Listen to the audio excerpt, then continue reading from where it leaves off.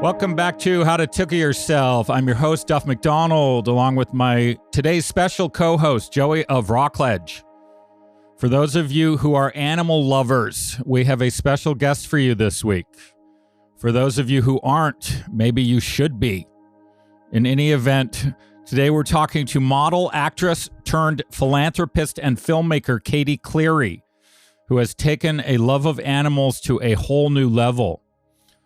A former contestant on America's Next Top Model, Katie has since moved on to more meaningful endeavors. She founded the charity Peace for Animals in 2012. She later created the World Animal News in 2013 to report on breaking news focused on animals from around the world.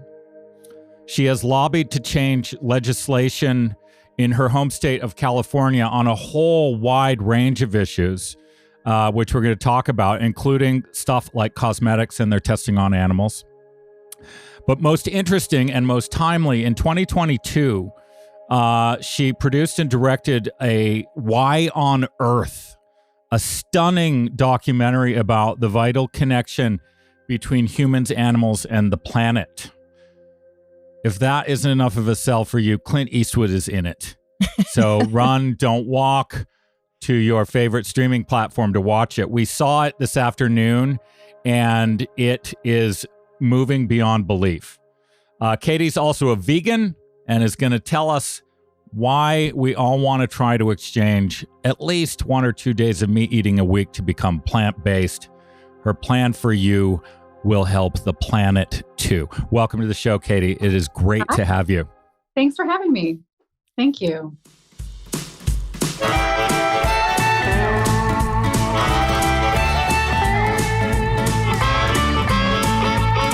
At the present moment, traveling town to town, the mystery of the motion, right here, right now, right here, right now, whoa, right here, right now.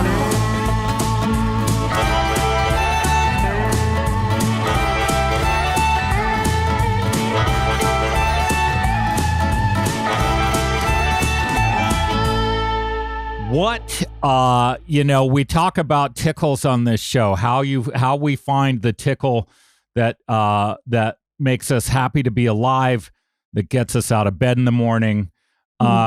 Clearly you have found yours. Yes. But you were an actress and model before. What happened? How did this all suddenly snap into place for you? Yeah, well, it started when I was about, 11 years old, growing up in Chicago. And to be honest, it was a passion ever since then. And I would rescue animals with my mom in Chicago, and, from squirrels to, raccoons, you name it, and even kittens. And we would bottle feed them and find the kittens' homes, and then bring the wildlife to a family vet, and then they would release them back into the wild. So after they, were rehabilitated and helped. So this is something that I was passionate for a long time, don't want to tell my age, but it's been a while. So at the same time. So, to be honest, I just, it was either going to be a veterinarian, a zoologist, a marine biologist, or getting involved in entertainment and using that as a platform and starting my own organization. So fast forward to when I turned 30, I thought, gosh, I feel like I'm not doing enough in entertainment. I feel like I'm not fulfilling my purpose to the fullest extent. And I think, I thought it was time to start my own organization, start a news network for animals, and start producing my first documentary, Give Me Shelter. And at that time, I had used my savings to do it because, you really have to prove yourself, especially, getting involved in philanthropy and making sure that people believe in you and believe in what you're doing and that you're true to what you're doing and your passion. And so, it was 6 years until I received my first real donation. So, wow. Savings for the first 6 years, it was not easy, but but I was able to get everything off the ground and had a lot of amazing interviews with some incredible animal welfare organizations.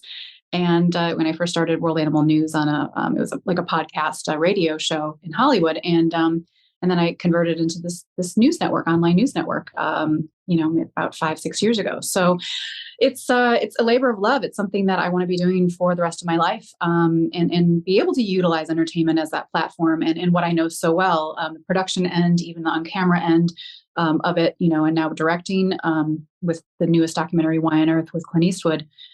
It's just a labor of love, and I can't think of anything else I would rather be doing at this point than fighting for the voiceless. It's interesting. It's like watching Why on Earth. It's this really profound combination of happy and sad, right? Yeah. You watch it and it's like it's so beautiful. The efforts of all the people you chronicled in there, right? And at the same time, it's so sad. Yeah. How do you keep your shit together when you are? How do you not end up in a puddle beside the orangutans or the baby rhinos? Like, how do you keep it together and do your work?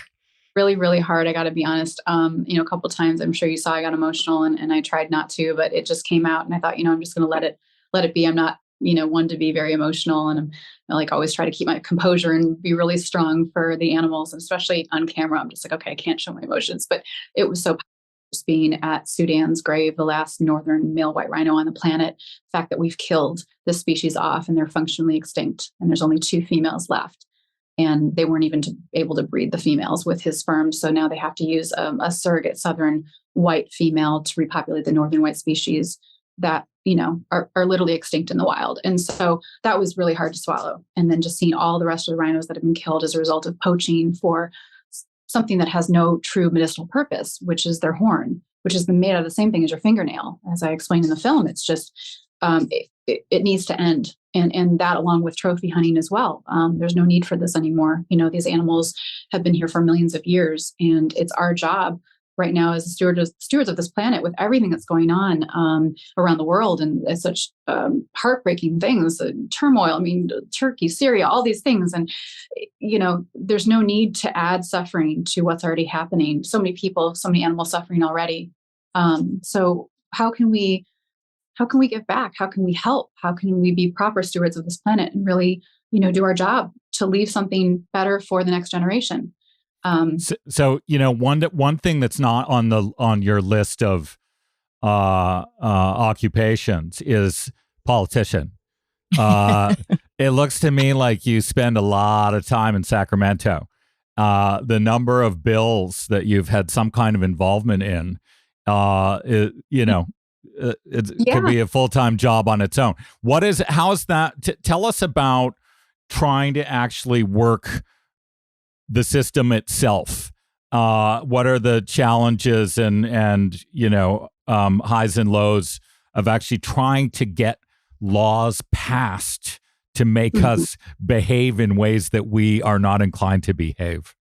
Well, I think the toughest thing is that you don't realize that getting these bills passed, it's basically, I feel like truly being at the Capitol is a little bit like high school. It's like, it's who it's, the relationships. It's really, I didn't realize it until I started getting involved with it. I was like, wow, okay, this is how you pass bills. This is a whole different game. But really, it's really persistence and facts.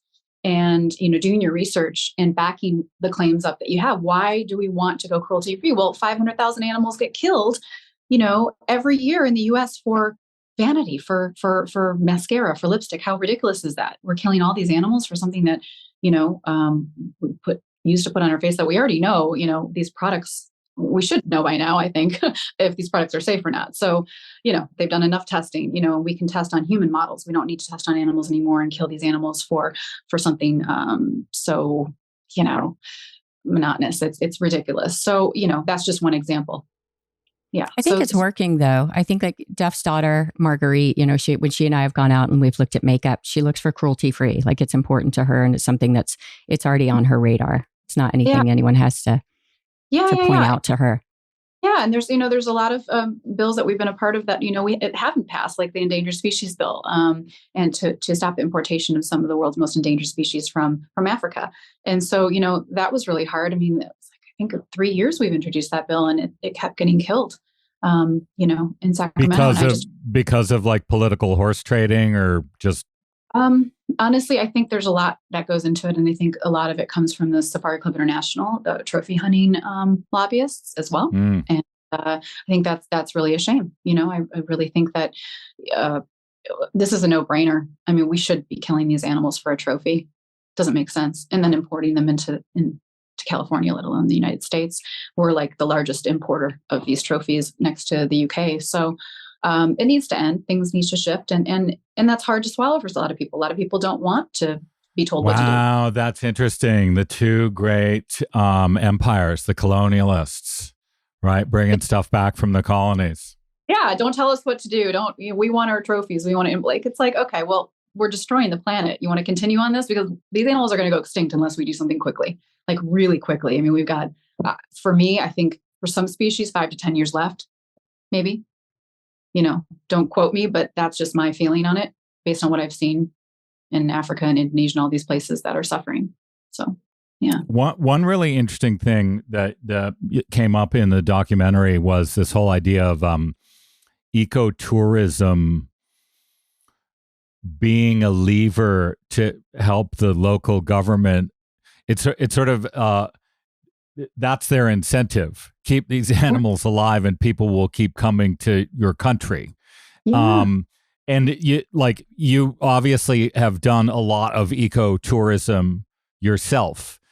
Does it change? Like, even though you're obviously on board with the idea before you go there because you arranged to go there to film the thing. Does it have? Is there a profound change from actually going to Indonesia to seeing the orangutans that's changes your feeling that's different from seeing it in the documentary like we just did? Yeah, I mean, to see it in person is a game changer. I always encourage everyone to try to, go to Africa, go to Indonesia, travel if you can and see these animals firsthand, because there's no experience like it. It truly changed my life when I went to Africa for the first time. And I thought, wow, I want to continue to go back as much as I can, possibly every year. It's not just the animals, it's also the communities and the people. We're kind of stuck in our little bubble in the US, and it's important to venture out and see other ways to help the animals and the community and the people, because they are suffering in other countries. So, and they need our help. And that was the one thing when I went to Africa, I thought, wow, you know what? We really need to focus our efforts here, because these people, I've never seen anything like it. It's heartbreaking. It truly is. It truly is. I mean, no shoes, not enough food, not enough clean water to drink. And then, you're asking them to protect these species of which, I'm sure I hate to say this, more value to us than to them. Well, you have the luxury of caring about them more because you aren't scrounging for tonight's dinner.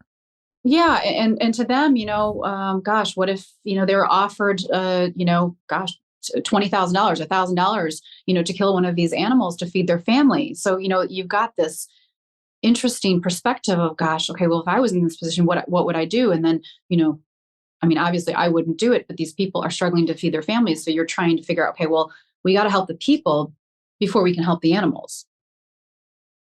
So that's where we're going to help the animals, through the people, through giving them clean water, through helping them create businesses where they can earn enough income to feed their family, so they don't have to be swayed to kill these animals or poach these animals for $1,000 or even less, $500. I mean, that's a lot of money to them. So that's the issue. That's what we're dealing with. How do we reach the communities? How do we help the communities as well? That's what I loved in the documentary, is that you brought it back around to the United States and to the mass production of food and the way we treat our animals that are raised for food. Yeah. And here we do have a choice. Like we're not, most people, not everyone, but most people aren't struggling, and we can make a choice. And you said becoming vegan, or at least taking a day or two and exercising your choice that way. So you're vegan, obviously. Vegan as fuck weren't you looking at her t-shirts? Right. Honestly, it was, it wasn't easy in the beginning. I went vegetarian. I saw my friends film Earthlings. Actually, it was in Costa Rica in the rainforest in the middle of nowhere. And I thought, gosh, I have enough juice left on my laptop to watch Earthlings. It was right when it came out around 2009. And I thought, wow, I couldn't even really make it through the film. It was so heartbreaking. And it just shows you what really happens with these animals behind the scenes in factory farming and the suffering they go through. And I just said, I don't want to aid to that suffering. There's enough suffering going on. And how can I, how can there be some relief to that? And thought, well, I'm just going to start with, fish and dairy and all of that. And that's kind of when it happened. So, yeah. Yeah, we started, we became, I would say we're probably 95% vegan. I don't know if Duff knows that, but that started for us just because we got chickens. And when we got chickens, I realized they have personalities and that they have these lives and that they have emotions and they feel jealousy and they feel, it just like, it kind of blew me away. And our chicken consumption dropped tremendously. Like we rarely eat it now, if at all. That's good. Every once in a blue moon. But we try to make sure we get it from a good source. But even if it comes from something that's, sustainable or well raised, how do you know is it still okay to eat? Like, what do you? Well, I don't believe in, really this, they say sustainable chicken or sustainable, beef or whatever, what have you. Sorry, there's a little background noise. So they say sustainable beef, sustainable chicken, and really there's no such thing, or grass fed. I mean, okay, they could be eating grass in a field, but do they want to be killed? I mean, is there a humane way to kill animals? And they don't want to be killed, and they're very smart, and they know, especially pigs. I mean, pigs are, they say, smarter than dogs. And so, I think that if we just start with Meatless Monday, start with 1 day a week, and then, gradually 2 days a week, or you could start with one meal a day. You don't have to have meat in, every meal of the day. You could, start with breakfast or lunch or, eliminating eggs or cheese or, one thing at a time. And it's not, I feel like it's not all or nothing, and unfortunately, a lot of people in the animal welfare movement, I wouldn't say just the animal welfare movement, but the vegan movement, it's forced. And a lot of people, they turn away when it's forced. They don't want to be told what to eat, what to do. So if there's a creative way to do it, show people how to, cook amazing meals, give them great recipes. And it's just one step at a time until you get there. I don't think anything's all or nothing. It's never all or nothing. So, and don't feel bad if someone's pressuring you, take your time. There's no right and wrong way. As long as you're, adding something to the day where you're helping, animals or the planet each day, I think that, that's progress. And then eventually, hopefully you'll go vegan. But, yeah. It's interesting because the health benefits of being vegan are obvious. Yeah. The ecological, just sort of animals, help, being kind to animals. It's like there's only one thing in favor of meat, and it's taste. If you like the taste, so basically we're taking taste against every other consideration that there is. Maybe it's cheaper on some. It's not cheaper, is it? No, it's. I don't think so. I mean, you got Beyond Meat, you got Impossible. I mean, I think they're great alternatives. I eat them all the time. So do we. So do we. Yeah.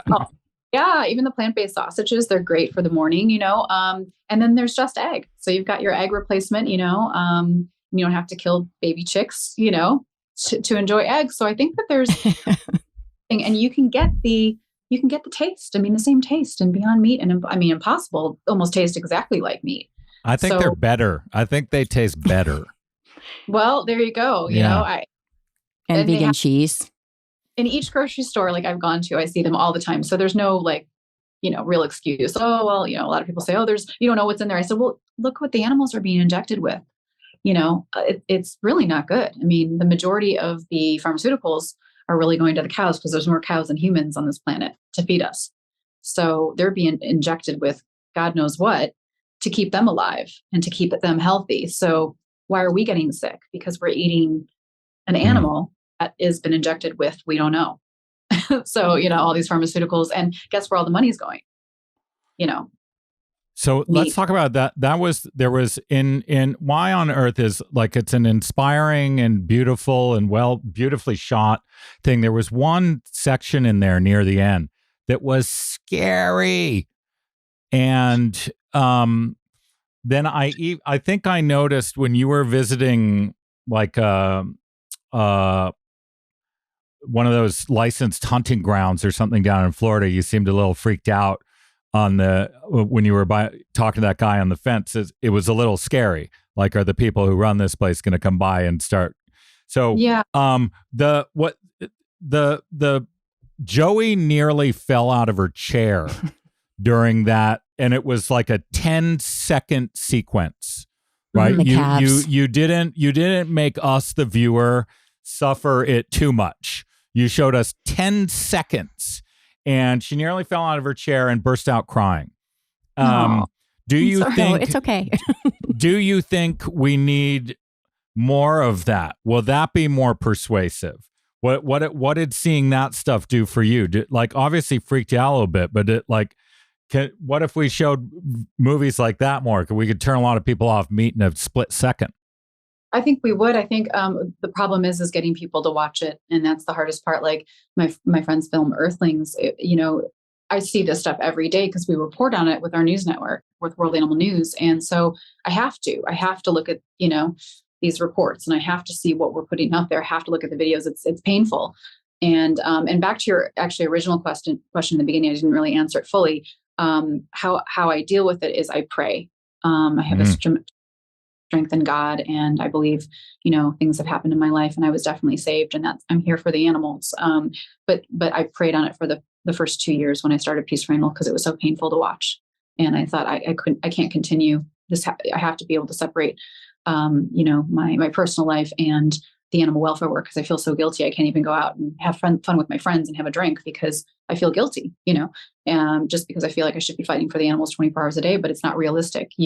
At the end of the day, you can only do so much. And I feel like I do my best at the end of the day. And then I, can kind of put it a little bit on the back burner. It's still always there, but a little bit to the side. And then I can, try to live my life. But it's always there. It's always like I'm always finding animals, pretty much everywhere. So a couple times a month, finding animals that need help. Is that why you have 10? Exactly. So I think in our society now, and it's probably intentional, we disassociate from animals and we disassociate from our food. So we kind of put some distance from us and them. The author of Braiding Sweetgrass, I don't know if you know that book, but I love it. It's Robin Kimmerer. And she's a Native American botanist. And she says in her native language that they never refer to another being. She says, let's see, I have a quote here from her. She said, birds, bugs, and berries are spoken of with the same respectful grammar as humans are, as if we were all members of the same family, because we are. There is no it for nature. Living beings are referred to as subjects, never as objects, and personhood is extended to all who breathe. I think she's spot on. And I think, we use it to try and put some distance between us so that we don't see our oneness. We don't see our sameness between us and the animals. And we just sort of mentally shut down. But I think films like what you're doing, it seems like it's opened up people who might not necessarily watch something about becoming vegan would definitely tune into this, because it's got more adventure and more things probably that they feel are further, more separate from them, even though it's all one thing. Yeah. No, absolutely. And I think that, just having some of the people involved, like Clint Eastwood and some amazing animal lovers, because they're great directors and producers and of course actors, but more importantly, they've loved animals since they were, children, and they've been fighting to rescue animals this whole time, especially Clint rescuing 65 horses from slaughter, which was incredible. And a lot of people, he's never spoke about it really publicly. So to have that interview with him is amazing. And I think, to get more recognizable people to be a part of this movement and to be voices for the voiceless, I think that we can reach the world. And I think that that's my goal with this, is how do we mainstream animal welfare? So you'll see little bits and pieces on the news here and there, but we need it out and front and center every day. It's not just the animals, but it's, what's happening with our oceans, our lakes, our streams, our environment, the rainforests.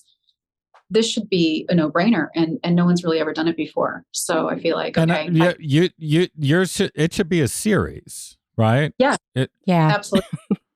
Series. That's my goal.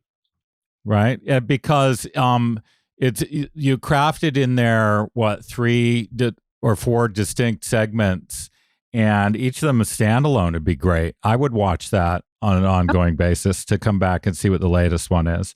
You also found you did a really good job of highlighting the human effort, local human efforts, and sort of the heroic qualities of people pushing a rock up a hill. And that was really it was inspiring to see sort of all the local color, especially in the face of sort of a, if they're surrounded by a palm oil industry, right? It's got more power than the little charity that's set up. But I think highlighting those things like that it'd be a great series. I'd watch it. I'm in. No, thank you. Well, I'm going to need you in the pitch meeting. So try to get it off the ground. But yeah, that's the idea, to be able to mainstream it to audiences worldwide. So we'll see, fingers crossed, what the next year holds. And so the thing that tickles for you, last question. So what is it? I wrote a book, it's up there behind me. It sort of came before this podcast, called Tickle, A Common Sense Guide to the Present Moment. And it's about sort of zeroing in on the glory of your own existence and zeroing in on right now, because now is the only thing that's real, right? And so what is when you go and you feel the tickle, what is it that you're feeling? What is it that makes you do this and makes you keep doing it? Yeah, I truly believe, the tickle, I believe, is from God. It's a mission that I was given at a young age, and it's something that I can't even describe. It's something that literally I wake up every morning and I think, what more can I do to help animals? Like, is there another idea that we can, another campaign, another documentary, a news article? What can we do as an organization, as an individual? Do we have to go to the shelters? Do we have to film some of the animals there? Do we have to find homes? Like, what is the next step? So the tickle for me is being able to save animals and showing the before and after. So showing, like, I would say with wildlife, like rescuing a bird and showing, like, if they're injured or if they have a broken wing, and showing the after. Well, also those elephants that we're so happy to see you guys. Yeah. It's like, wow, that's cross-species communication. Legit. Oh, yeah. Baby rhino. Yeah, coming right towards us, and I was like, oh my gosh, like, what do I do? They're baby elephants, but they are large. And I'm like, take a deep breath, and they walked right on by, but they definitely made eye contact, and they know that we're there to help. They're so smart on another level that we can't even understand, and we have so much to learn from animals. So anything in regards to helping animals is my tickle. That's the first question that I've ever been asked, as far as most unique question is that. Well, listeners, first of all, why on earth? It's on Amazon, elsewhere. It's on Apple, some other platforms.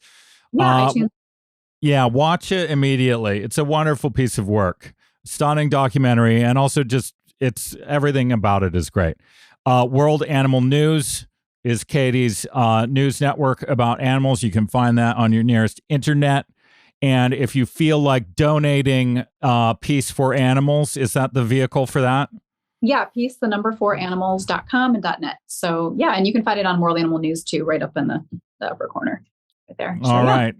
Thank you, Katie. This has been a thrill and very inspiring. It's been an inspiring day. I'm happy you like the film. So mission accomplished.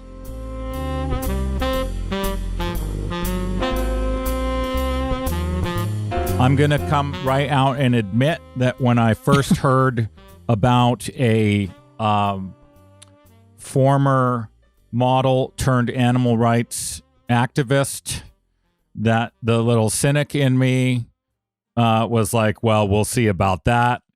But then here we are. Katie Cleary is an inspiration. The documentary is fantastic, but also the stuff about God. It's like she's saying the Tickle is God, right? Well, of course. Yeah, she's in service mode. I don't know if it was Oprah, but she said that every day she wakes up and she's like, God, use me for good. Let me know what I can do. And it sounds like Katie's doing the same thing. But that's it changes, everything changes, right? When you take a role of service versus like trying to do everything for yourself, which is, I think, our modus operandi most of the time.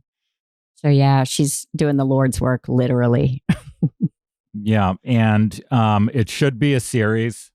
Anyone who's listening here who can make it a series, please do. But definitely check it out. Yeah, what like we watched that a couple hours ago. Suddenly I'm all inspired. The afternoon has turned inspiring. All right. Well, then the vegan transition won't be too difficult for you. We're almost there. We are. Yeah. So I've got one for you, Joey. All right. And I can't remember where I heard this one. And it's sort of related, but then again, everything is related to everything. We heard the phrase, someone said they have no recourse. And it suddenly hit me that recourse is a different route, right? So if you want recourse, it's like we want to reroute this thing. We want to recourse it, right? So if you have no recourse in a situation, it means there is no rerouting available to you. That's a good one. So I think that one of the things Katie's doing is she's providing recourse, giving us all an opportunity for recourse on a bunch of big issues. So kudos. Well, I've got one for you, Duff. What? This is your first. Well, I'm filling in for Matt here. All right. What do you got? It's compassion. And I thought that was fitting since we were talking about to Katie and all of her compassion. And it comes from Latin compati, which means to suffer with. So I think a lot of times we think of compassion as sort of pitying something or, like looking down from here. And it actually means to get in there with it and to be with it and to feel it alongside it and to do something about it. So it's got an active component to it as well. Wow. Okay. On point too. Nice work. Thank you. So to end today's episode, we're going to go with a quote from Guru Mai Chidvilasananda, the Siddha Yoga Master, from her book, Courage and Contentment. And it's from an essay called The Courage to Know Your Own Worthiness.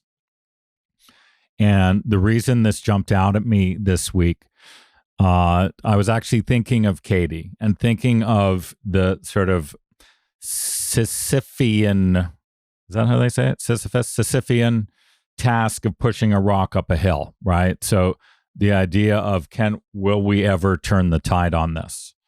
And she seems to have remarkably good cheer for trying to push a lot of rocks up a lot of hills. And here's what Guru Mai has to say sort of on this point about why we should do these things, even if they seem hard at times. You are pursuing a great endeavor. You don't have to be too concerned about the end result. If you think only about the end result, then you may break down in the middle. If you have the courage to move on, the stamina to continue, that is what will bear the greatest fruit. So don't focus on the end result. You will never know your own worthiness in that way. You must move on from wherever you are. And you needn't wonder whether you are at the beginning or the middle or close to your destination. Wherever you are, that is the perfect place for you to be. It may be comfortable or uncomfortable. It may be happy, or very sad. It really doesn't matter. Your whole journey is to go deeper into your own self, higher into your own self. All the rough edges that confront you won't hold you back. If you persevere, They will actually help you to go further, to travel deeper into the ocean of knowledge, the ocean of love. And that is exactly what we do on this path. We plunge into the ocean of the great self. We dive into the ocean of love. And how do we do this? We meditate. Namaste, Duff. All right, people. Thank you for listening. Thank you for entertaining my new co-host here, our guest co-host Joey of Rockledge. That's your name, right? Yeah, something like that. We will be back with you in a week. Bye-bye.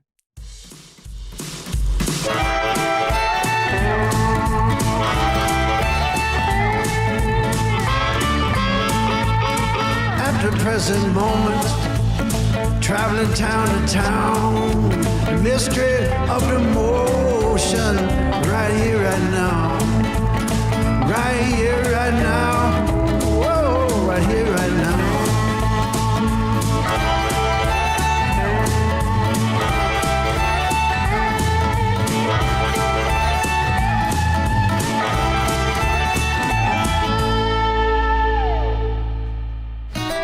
You've been listening to How to Tickle Yourself with your hosts Duff McDonald and Matt McButter. You can help us by liking, subscribing, and sharing this podcast with others. You can talk to us and see what else is happening on Instagram and Facebook at How to Tickle Yourself. This program was recorded in Studio B of the historic Rockledge Recording Studio and the Tunnel Under Arundel.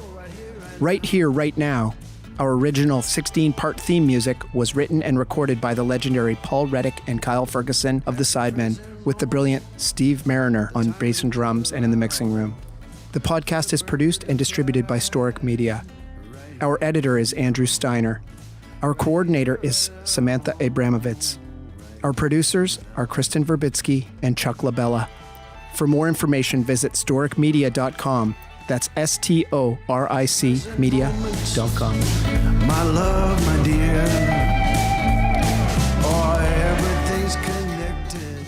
This life, this world, it's all right.